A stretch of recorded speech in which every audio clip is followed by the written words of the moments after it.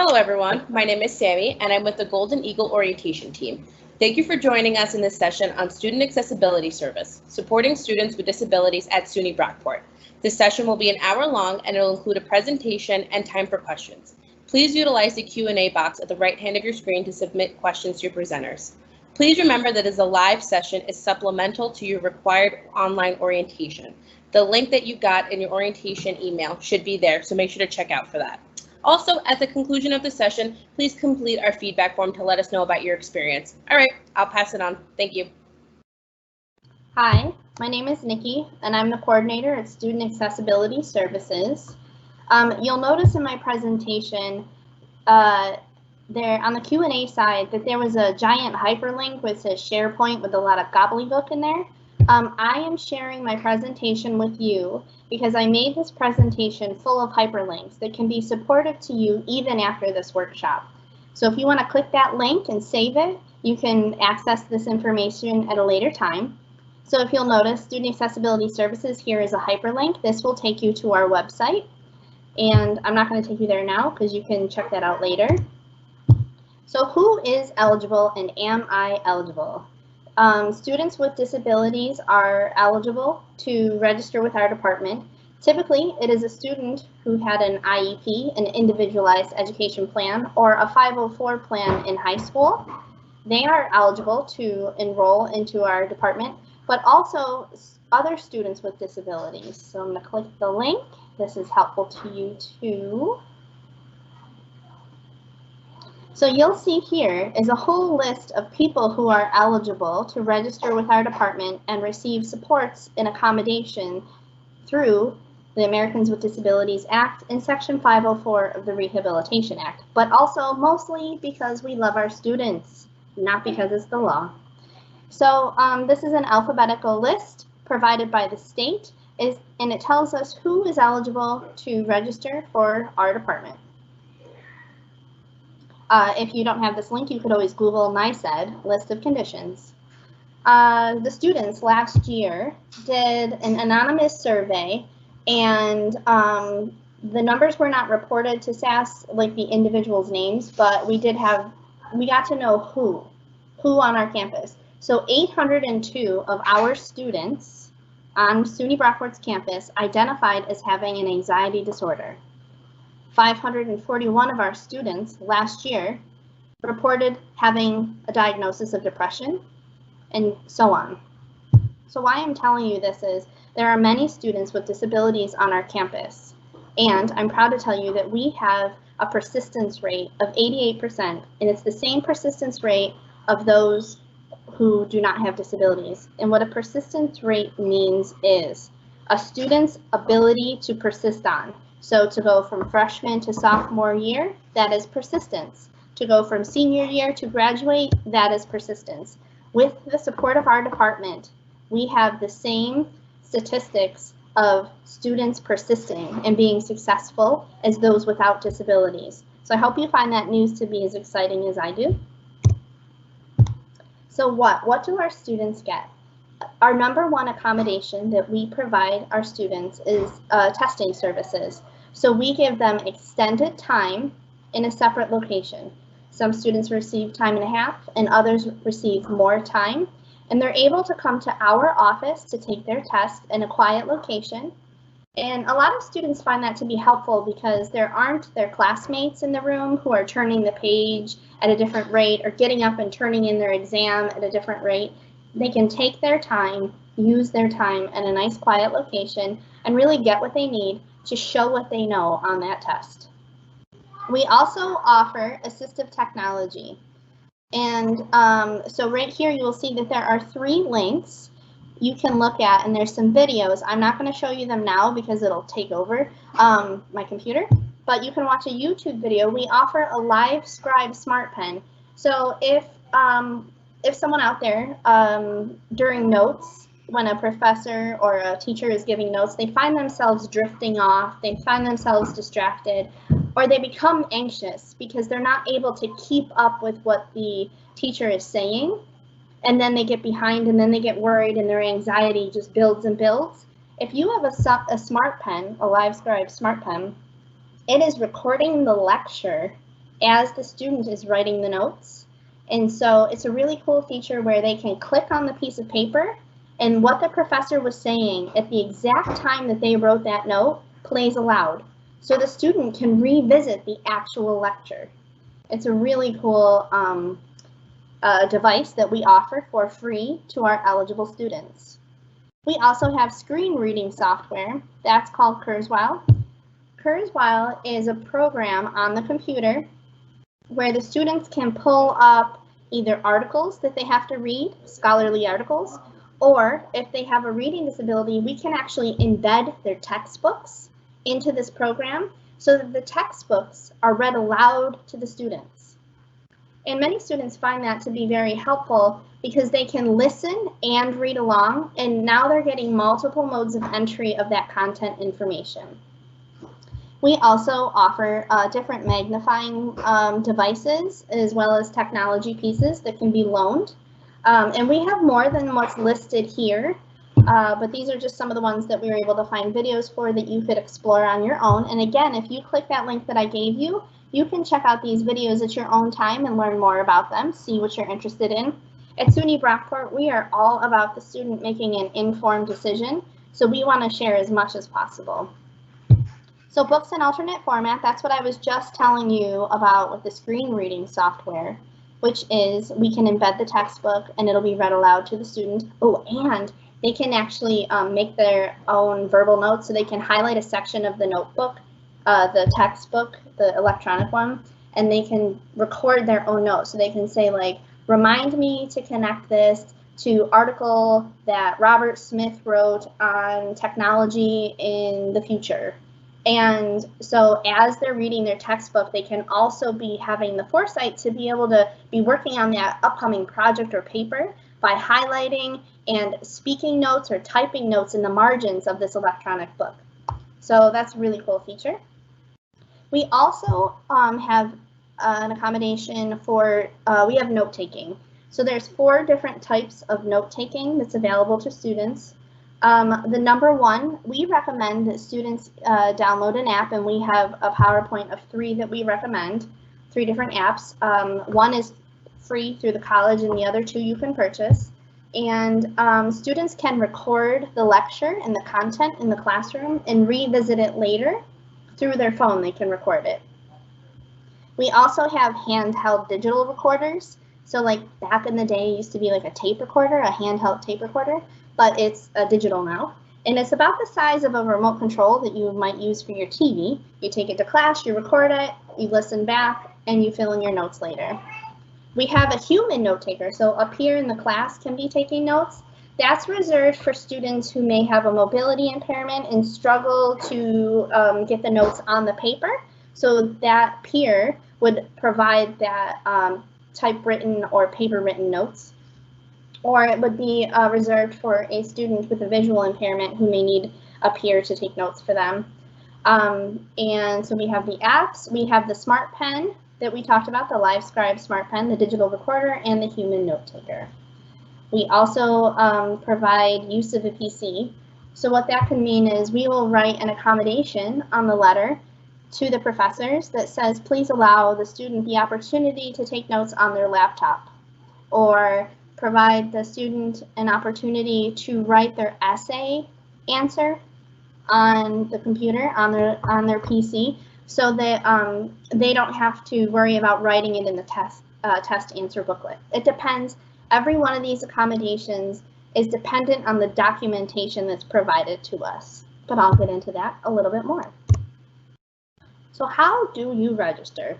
You'll notice here another interactive link is our registration form. If you were to click that, the student fills out the registration form, and then they have to provide us documentation.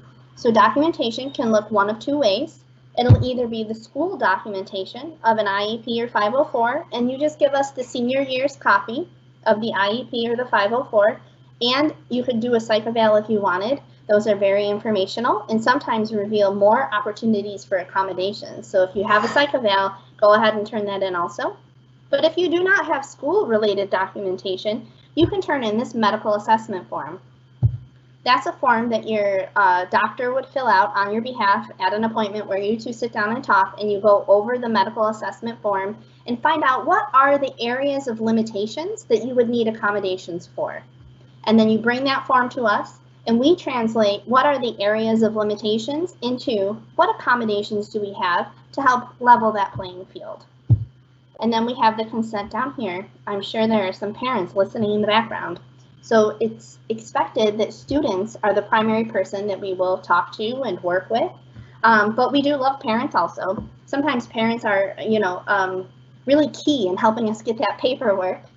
But the consent form, the student would fill out and allow SAS, one of our representatives, to talk to a parent or a family member or a guardian or aunt or uncle, whoever it is that they consent. And then also there's an opportunity that the student can actually provide consent that we can talk to their professors. So that's a neat opportunity where students can decide if a professor wanted, could they call student accessibility and say, how can I better support Billy in my classroom? What are some tips and tricks? And I don't relay any disability related information. I just give teaching tips and tricks that may best fit your profile, and also include Billy, the student, in that conversation as part of what can we do at SUNY Brockport to help our students reach their goals. So the process is, you fill out the registration form, you provide the documentation, and then we collect the documentation and make sure all the pieces and parts are put together. Once we have everything, we will call you to schedule an intake meeting. The intake meetings are my favorite, so that's where I meet with the students and whoever they bring along with them. It's an interactive intake meeting. We discuss the documentation that was turned in, and my favorite part is we discuss the students' strengths and needs as a learner in the classroom environment, and also on the college environment, what other things they predict that they may be having strengths in, but they may be having needs in as well. And so in this conversation, we get to know each other, and we build the letter through the back and forth discussion. And the letter says that this student's name here qualifies for these accommodations. If you'll remember, accommodations over here qualifies for these accommodations according to the law. There's nothing about a diagnosis. All private information is kept private. It's just this student gets these accommodations. And also in that meeting, we talk about, here's your letter.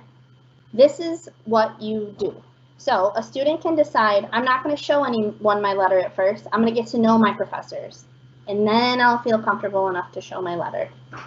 Or a student can decide, which this is what we recommend, I'm going to share my letter right off the bat so that the professor and I can be starting from day one on the same playing field of knowing this is what I need as a learner, and this is how I can best reach my goals in this classroom. Because once the letter is handed to the professor, a new interactive conversation occurs. And that's called self-disclosure. So showing my letter or revealing that I'm a person with a disability, and then self-advocating, talking about this is what I need in order to be successful. So we talk about that. And this is a little snip right here, this green side, this green box over here. There's a pamphlet that we give the students. This is what you should think about doing before you meet with your professor to hand them the accommodation letter. This is what you should do while you're talking with your professor, and this is what you should do after talking to your professor. So it's really good tips and tricks. So especially now due to COVID, we are emailing the letters to students, and students are choosing to email the letters to the professors, but still set up a time to talk to the professor. You want to have a special time where you look at, this is the accommodation letter and this is the syllabus. How can we make sure these documents and these processes and what's going to happen in the classroom all result in my success? For some students, we recommend possibly thinking of developing their own resource packet. Some students may have more complex situations, like, for example, I had a student who has seizures. The student wanted the professors to know, this is what you should do in case I have a seizure in your classroom. And so that the professor knew what to do, who to call in case there was an emergency. And that was a good relief plan for the student. And it also brought a sense of relief to the professor that they both had a common understanding of what to expect and who will do what in case of an emergency. Not all students will need to develop a resource packet, but you're welcome to. Even if you want to develop a resource packet on this is how I learn best. Sometimes it's helpful and you'll help inspire the professor when they're thinking about creating a class project. And during the meeting, talk about all of the documents or how will this be arranged in the classroom. And then after the meeting with the professor, just remember, continue to communicate. Sometimes we get busy and we'll forget things. We get getting in the groove and we forget that a student may have this extra support that they get. It's just a matter of, hey, don't forget, I'm going to leave for my testing and go to that office where I get my extra time. So you'll see, so it starts with documentation. We have an intake meeting, we get to know each other, we build a plan, we build a letter, we talk about what are the next steps to implement it. But also keep in mind that SAS is with the student at all times, whether we're physically there or not. We are allies of the student. So if the student wants us to be with them and support them while they're having this interactive conversation with professors, we can do that too. We are always there to support our students. And this is who we are. This is your team. This is me. I'm Nikki. I'm the coordinator who's talking to you today. Normally I would say walk-ins are welcome, but I put a sort of and a smiley face here because of COVID and our population of students. We have a nice handful of students who are medically vulnerable. And so to be respectful of the needs of all of our students, we are trying to have appointments only visits, only to make sure that it doesn't get too crowded and that everybody knows where they're supposed to go and there's a plan and a space for everyone because we have such a medically vulnerable population. So please feel welcome, but don't really walk in. Schedule an appointment. And you can always call us and always email us. If you click this link again here, it will pull up your email provider there and you will zip off a little email to us. This is my program assistant, Kelsey. She does a lot of intake meetings and she does a lot of testing coordination, and you'll see her always.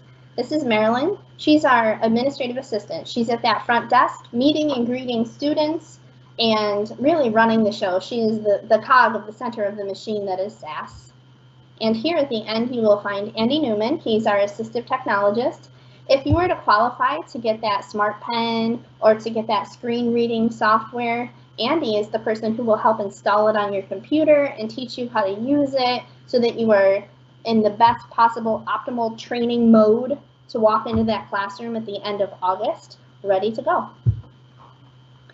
So this is the end of my presentation.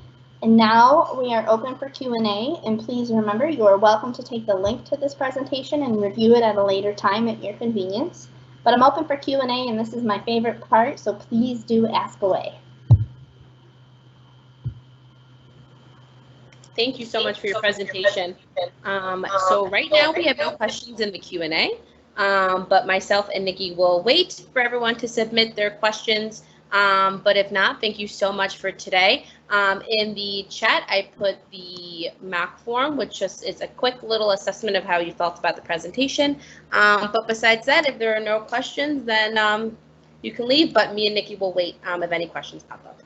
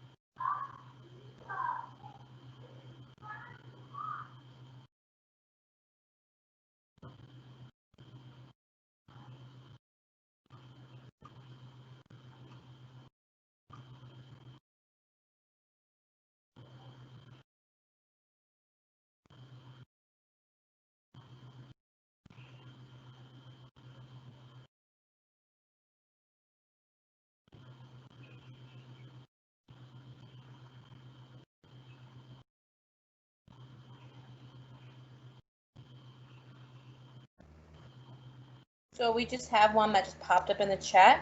It says, can you please advise where your offices are located on campus? Good question. I did not include that because of the walk-ins thing, but there's this center area that has this red statue. This red statue with circles and then this big red tall centerpiece. And we are right across the hall, right across that walkway from Hazen. Hazen is right outside of my window, as well as that big red statue is right outside of my window. That's if you're walking. What's that, Sammy, what's that center thing called? Do you know what the center thing is called? The campus mall, is that what you're referring to, or? Yeah, the mall. If you're walking through the mall part, the center part, and you hit that red statue, and Hazen is on one side, my office is located in the Brown building, the Albert W. Brown building, which is right by that red statue. Or if you're driving your car, and I can't think of the name of the road because it's been 3 months since I drove. I think it's Residence Drive. You're driving down Residence Drive. There's the bridge that goes over top of the road, and that's the bridge that leads you to the library. I park right underneath that bridge, and that's the building that I'm working in. You park under the bridge, and my building is right. You walk past the bridge to my building. So that's a very long explanation, but it works for people because I'm a landmark person. So if you're a landmark person, you're looking for the bridge or you're looking for that giant red statue in the mall. I also put some information in the question, so I responded, which is a little bit of what Nikki was saying about the red statue of the Brown building if you needed some visual. So much better than my long explanation.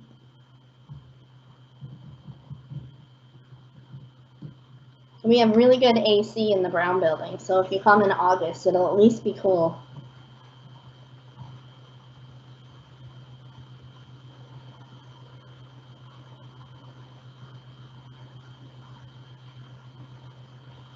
And we're about 4 buildings down. Is it 4 buildings down from the Union where all the food is? I think we're 4 buildings. It's about 4, yeah. Same side as the Union.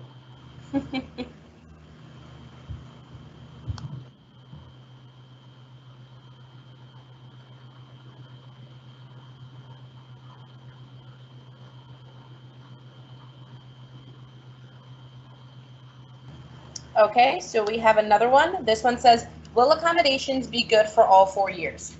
Ooh, yes, great question.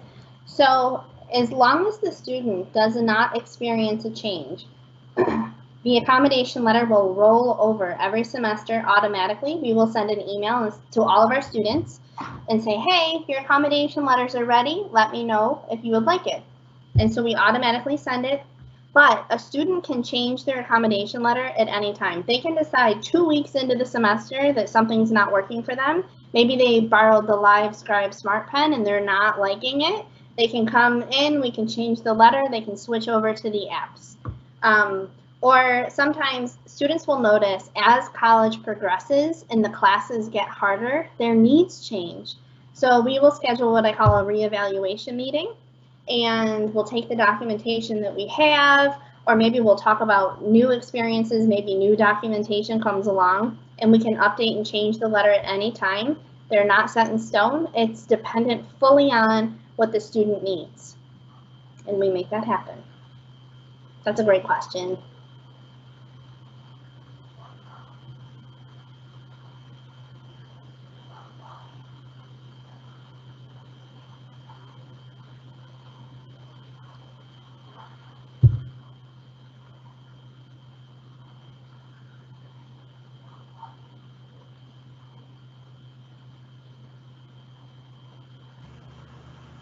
All right, so we have another one that says, for test optional locations, is there a location on campus where we could go? Yep, great question. So that's our office. You would actually come to us in the Brown building, and we do the accommodated testing. So any student who has extra time through our department, you would come back to our office and you would test with us. We have 3 different testing rooms. We have one where there's computers at every station in case you have one of those technology related accommodations. And then we have another room where it's just pen and paper. type testing. And so you would make an appointment and you're with us, and your professor would have to approve the appointment, that, you know, they're okay with you taking the test before the class or after the class, whatever the agreement is. And then you would come into our office and you would take your test, and we would help monitor your time. We would keep an eye on that for you, and you would leave when you're ready. And typically we are the ones who return the test to the professors. So you just come to our nicely air-conditioned brown building. There's no cafe in our building, though. That is the one complaint I have. So if you're hungry, you should stop at the Union before you get to the brown building. We do have a vending machine, though, upstairs.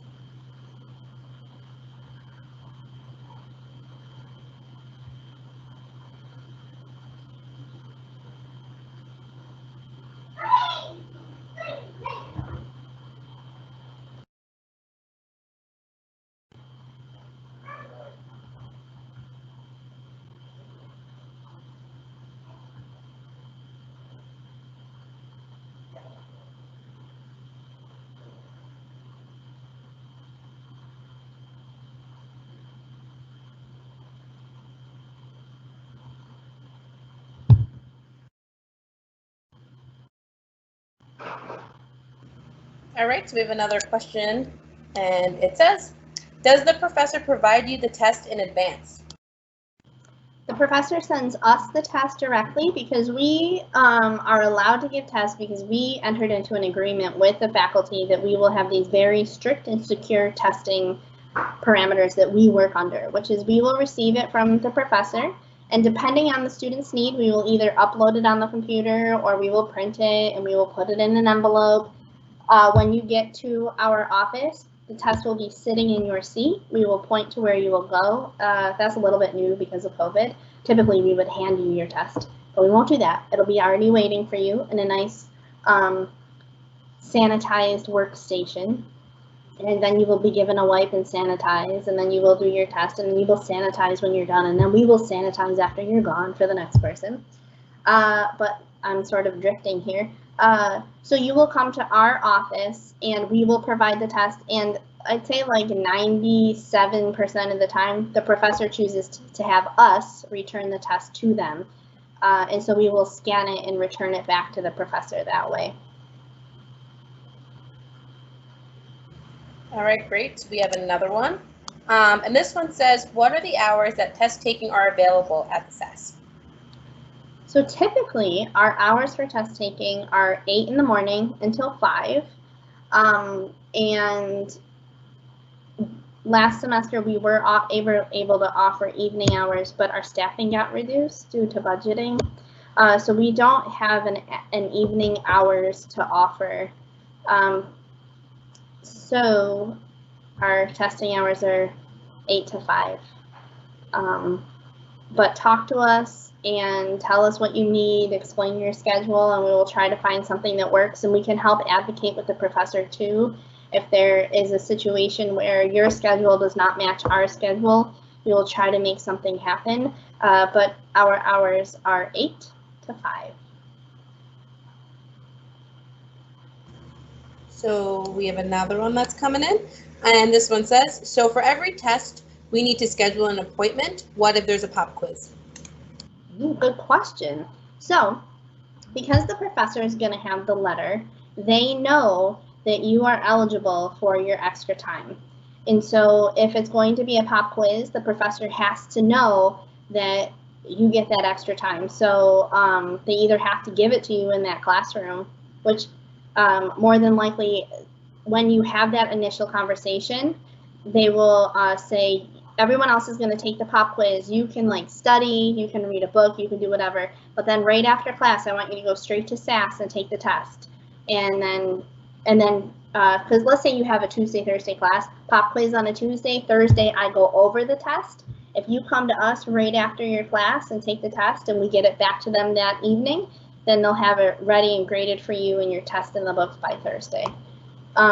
So typically, I would say, I've been there for a year now, and I have not yet run into ever a time where there was a pop quiz and the student wasn't supported, because according to ADA in section 504, you are entitled to that time.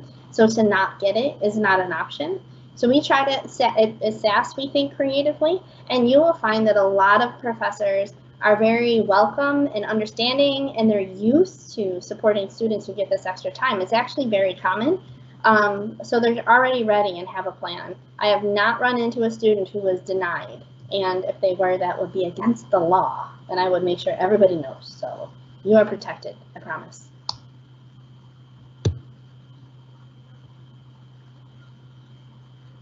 Oh, you do have to schedule. I think that was part of the question. Do we have to schedule every test? You do have to schedule with us. We need to know you're coming. You tell us, and then we bug the professor to get the copy of the test here for you in time. And then by the time, and then they also, the professor has to approve whether where you're taking the test, when you're taking the test, and we take care of that part. So you do have to schedule it, because it's an agreement situation. So for some professors, they'll say, I don't want the SAS student taking it before the class, because what if they tell the class what's on the quiz? Or they'll say, I don't want the SAS student taking it after the test, because what if the class tells them what's on the quiz? So professors have preferences, and we have to abide by their preferences and student availability. We make it all work. My little explanation is kind of a true situation, but it's not as complicated as that. Like, no one's saying, I don't want you taking it before the test or whatever. It's more like, you know what, you can take it, could you take it at 11:30 on a Wednesday? Yes? Okay, great, let's do that, that's fine.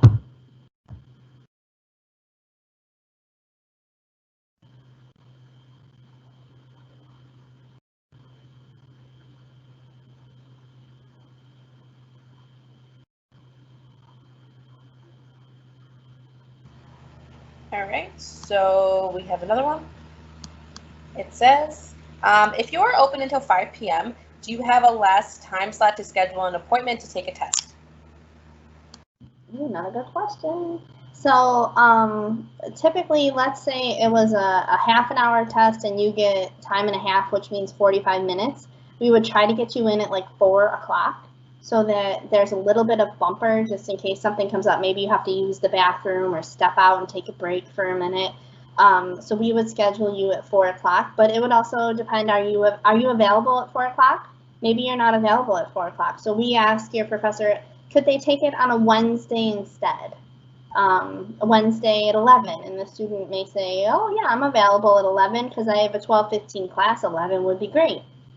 So it's a collaborative thing, and it kind of sounds a little complicated, like as we talk about all these different scenarios, but it becomes very second nature. It just is like, okay, there's a test next week, great, when do you want to take it? Oh yeah, that works for me, okay, and then you just let us know.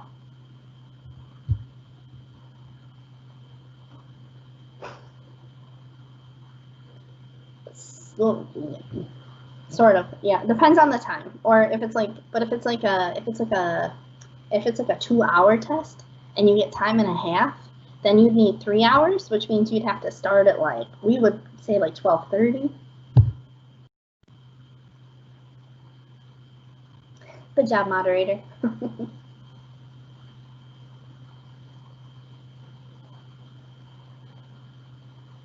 You can also take midterms and finals with us. That's another thing we didn't talk about in here. Midterms and finals can be scheduled with us. A lot of people use our services for midterms and finals because it's a nice quiet space and it's already a stressful time. So they just want to know that they can come in a quiet space and get their test done with us. All right, so we have another one that says, if a student has time and a half for tests, can he decide with each individual test to stay in class and take it without the extra time? Yes, okay, great question. So just because you have extra time doesn't mean you have to use it every single time. You can tell your professor, you know what, for the quizzes, I don't mind staying in the room. It's fine, I'll get it done, not a problem. And the professor might say, you know what, if you need an extra minute or two, give me a wink and I'll just keep shuffling papers. You can choose to use your testing accommodations when you want to. Maybe you only want to use it for the end of unit exams. Maybe you only want to use us for midterms and finals. That's very common. You can pick and choose.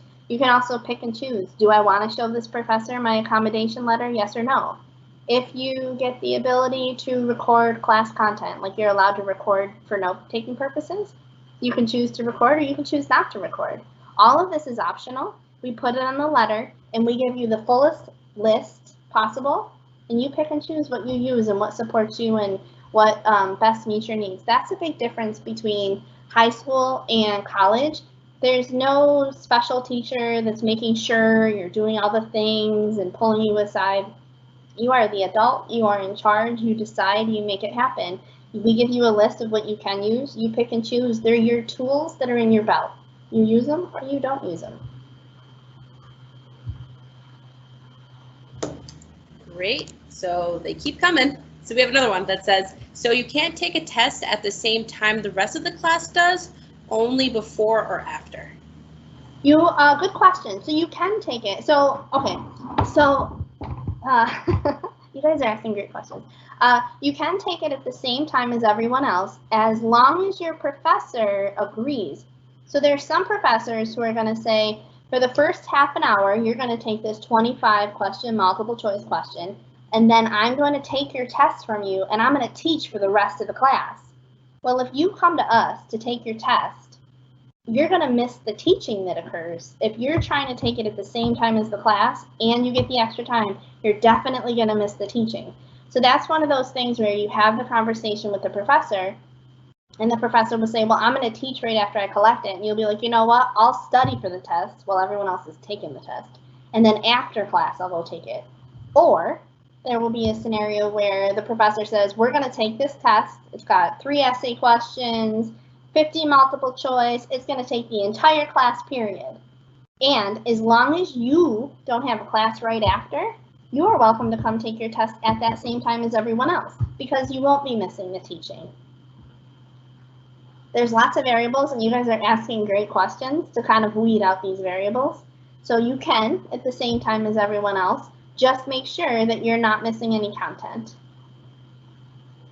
And you would arrange that test time and place and everything with your professor. So you would have an agreement and you would be making the decision as long as your professor agrees.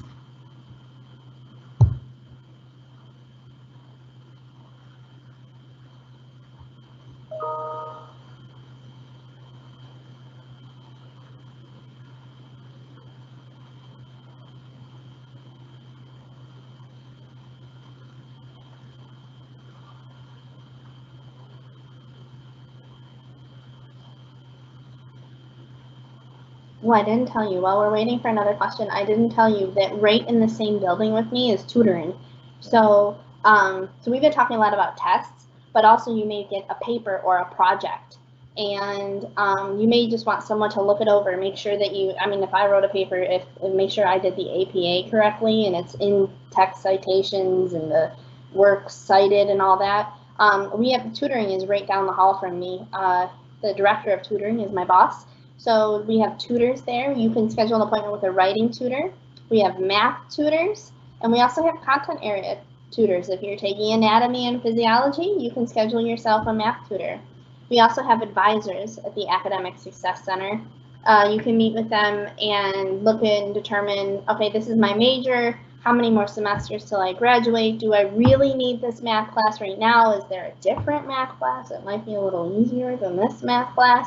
You can come in and talk to an advisor. They have appointments that you can make and walk in also. We have tutors.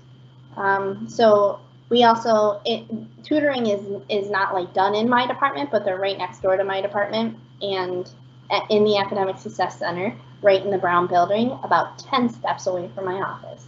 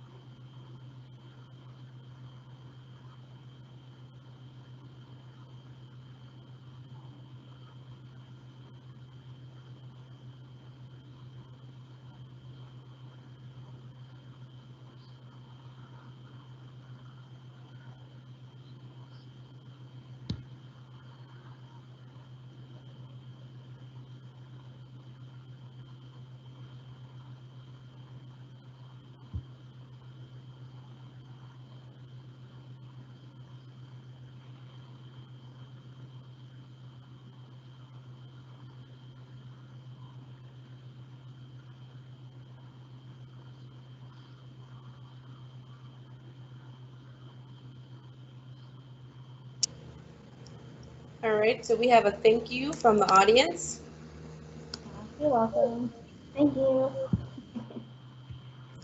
right.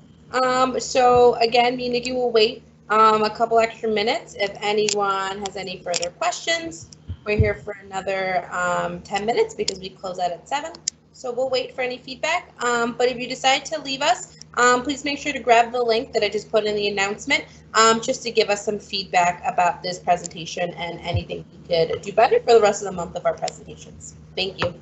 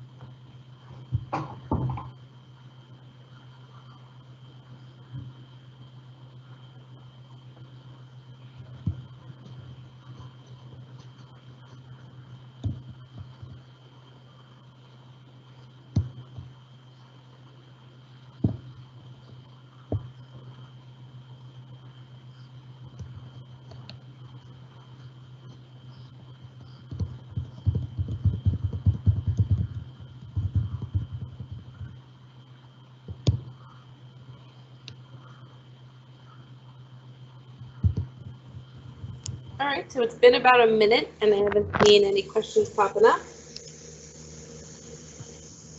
So I guess we can end this live session here. Again, any information or anything, please forward all questions to orientation@brockport.edu. Okay, thank you. Bye.